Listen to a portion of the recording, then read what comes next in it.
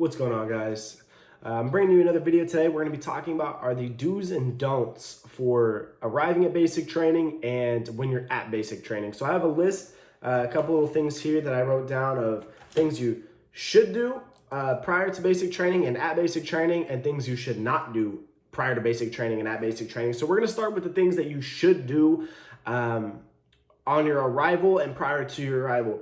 So number one is going to be to learn your reporting statement. This is one of the biggest things that they're going to mention right when you get there. It's going to be sir or ma'am, trainee, your last name, reports as ordered. So for me, it was sir, trainee Belfance, reports as ordered.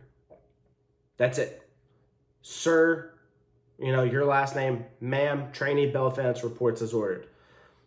Learn that like the back of your hand. Just learn it, because that's how you have to address every single person of authority at basic training. And they even make you do it sometimes at tech school. Like, that's just the way it is. Some of our MTIs didn't care as much. They'd just be like, sir, you're good. But some make you do it at tech school still. But learn your reporting statement. That is huge. You can find plenty of places online. I'll try to remember to put it in the description of this video, the full thing, so you can read it and practice it. Number two is learning your rank structure.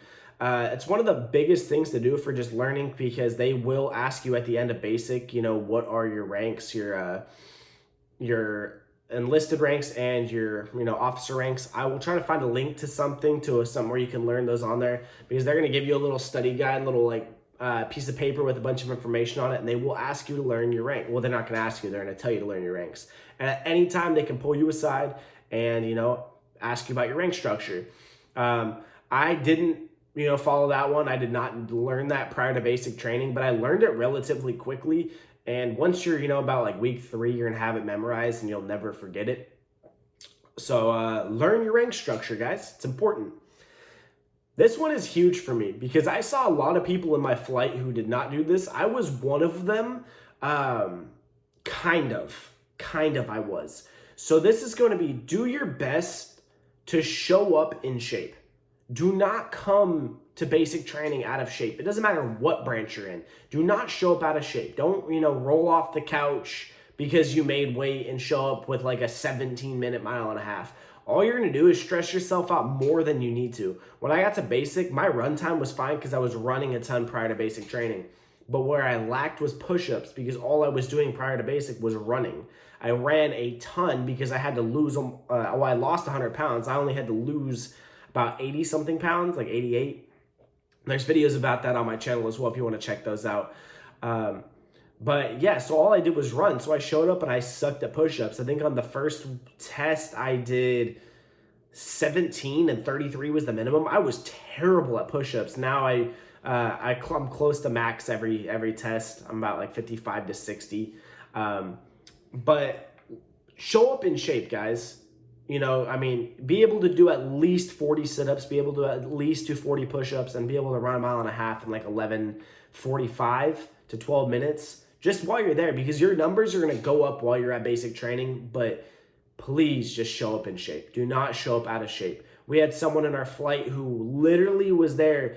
First PT test, he did 4 push-ups and he couldn't do a sit-up.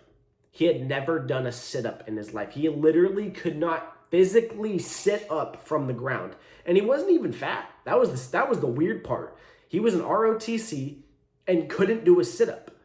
Everyone was confused, but by the end of basic training, he did like 54 sit-ups and like 50 push-ups, which was insane. I think it was just he had never tried, so he didn't know form. But, they're going to put you in supplemental PT if you show up out of shape, and you're doing double PT every day.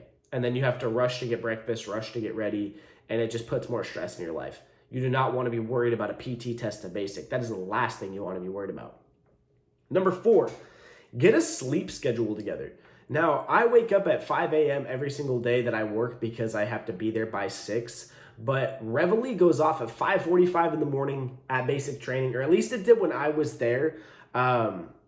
If I am wrong and it's later now for some reason, or earlier now, please fact check me in the comments. But last I knew of it was 5:45. Reveille sounded and you got your butt out of bed and you got your bed made. That was what you did before PT. But 05:45, just start practicing. If you wake up at 8 a.m. now, start by, getting up at 7:30 for a month, and then 7, and then 6:30, and then 6. And then, slowly just wean your way down to getting up earlier. Because if you wake up at like 9 normally, and then you get there and you have to start waking up at 5:45, not only are you going to be more pissed off, but you're going to be getting a lot less sleep than you're used to getting, and you're just going to make your life more of a living hell. Because lights out is 09:30? Around 09. I'm not 100% sure on what time lights was out, but I knew every day, 05:45, I was awake. So get yourself on a sleep schedule, guys. It's only going to benefit you, and it actually make your life a lot better because you're going to get more out of the day. Now, this is another one that I actually didn't do this, and I kind of regret it. Buy a really cheap watch and wear it. They're going to tell you to get one when you get there, but have one prior to that, because everything is based on a time structure while you're at basic training. Everything is timed. You have 3 minutes to get this bed made. You have 3 minutes to get this latrine clean. You have 3 minutes to do this. You have however many minutes to do that. And having a watch is nice because there's not clocks like on the walls in the bays in your dorms. There's one by the front door, and that is it. And you don't want to be running back and forth to that to check the time. You want to be able to tell, how far or how much time you have left during this or what time it is. Because when you're in class, you're going to be thinking, how much longer do I have to be here before lunch? It's just nice to have a watch to know what time it is, what day it is, because you will start losing track of that. And then that's when everything gets, jumbled in your head. I didn't have a watch, so I was constantly, hey, what time is it? What time is it?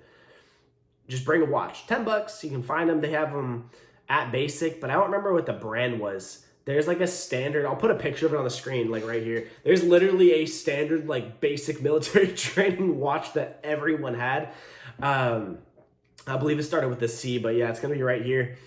But those are gonna be a couple of things that you wanna do prior to basic training. Now we're gonna get into things that you should not do. Do not shave your damn head before you get to basic. Do not show up with the buzz cut, zero, fade that they're going to give you at basic, because they're still going to put you in that chair and they're still going to run those clippers over your head. And they're going to try to get every last little hair off your head, and you're going to scratch the life out of your head. I had it happen to people in my flight. They showed up with a buzz cut and they regretted it immediately. And on the top of shaving, don't show up with facial hair, because the second you get into your dorm, they're going to make you shave. You don't want to be, picked out right away. Don't show up with like a ton of long hair. Show up with what I have right now, I need to get a haircut, but this is fine. If it's shorter, it's fine. They're going to cut it off. Don't show up with really long hair, and don't come in with a beard. Those are the two biggest things I can preach, because you're going to make yourself stand out. Here's one it's kind of you'd be kind of confused as to why you'd say it, but it makes sense. Don't ever respond when an MTI chews you out for something. Do not ever just say sorry.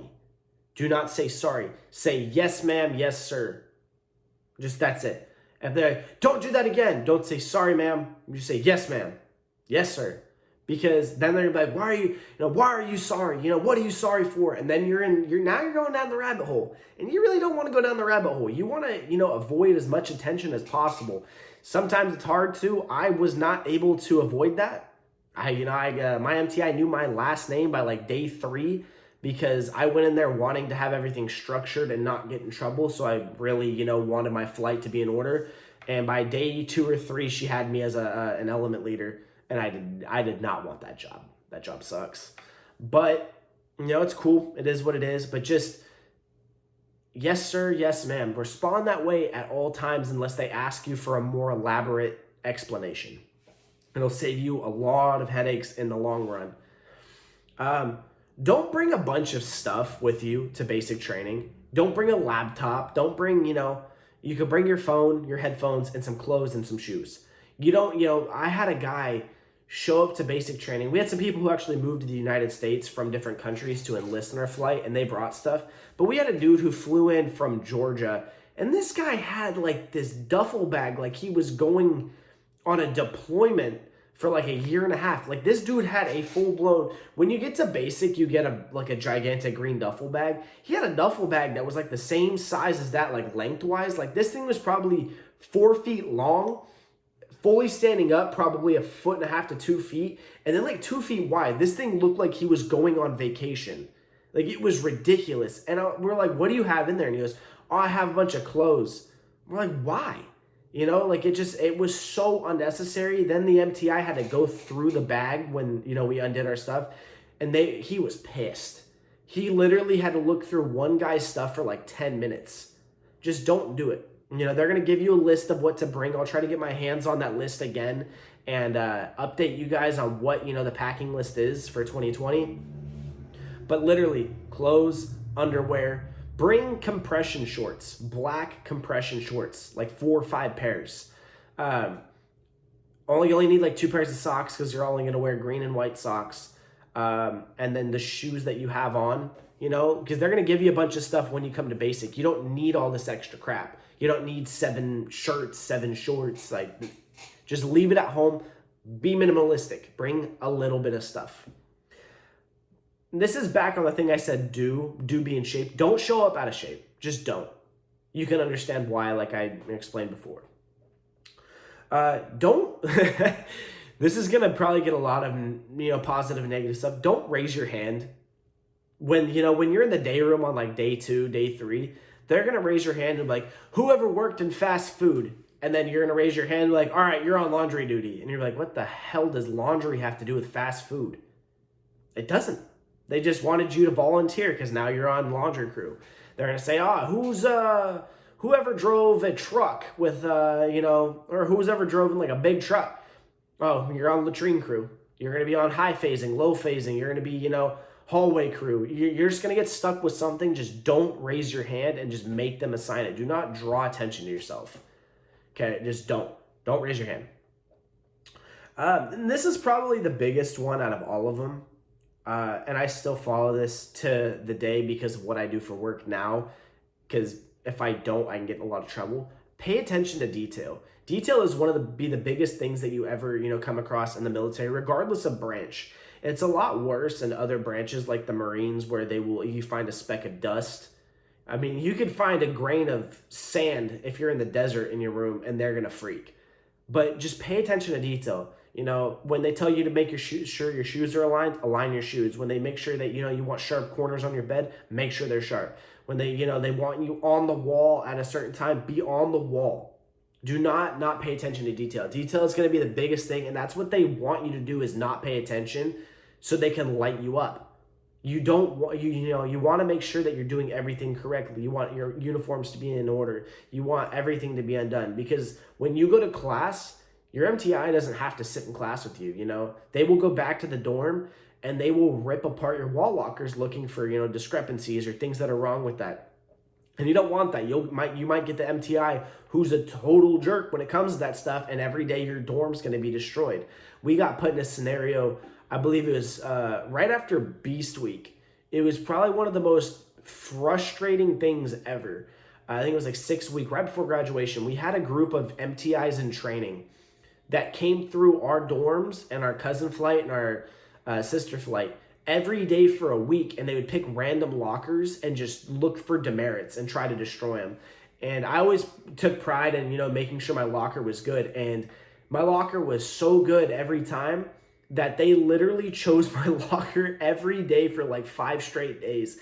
I came back from class every day and my shit was thrown all over the dorm. My bed was tossed. My clothes they were still on the hangers, but they were tossed on my bed. My shoes were kicked around. My laundry bag was dropped out. My 341s were across the bays. It's just a mess. So pay attention to detail because not only is it going to suck having to put that back together, but it's also going to suck when you get chewed out. Because I believe in that week alone, our cousin flight actually got ripped apart because in that week they found over 600 demerits in their dorms, and I think our sister flight had like 170 and we had like 110. Our cousin flight was just really bad with making sure everything was in order, but they will rip you apart for that. So detail is something you need to focus on. But those are what I got for you guys for things, your do's and don'ts for basic training. If I can think of some more, I'll definitely put them in the comment section below. If you have some that you think are some do's and don'ts, let me know in the comment section. Let's have some discussions down there. If you have any future video ideas for what you want to see me talk about, leave them in the comments as well, and I will do my best to get that done. But that's going to all for today's video. If you haven't already, please consider hitting the subscribe button. We're trying to hit that 2,100 mark. We are growing rapidly, getting tons of views on the current videos, so I'm glad you're enjoying the content. Hit the like button if you haven't. Turn on the notification bell to know when we post a video. And leave a comment, let me know how you enjoyed this video. But I will see you guys in the next one. Peace out. I love you all, and have a good day.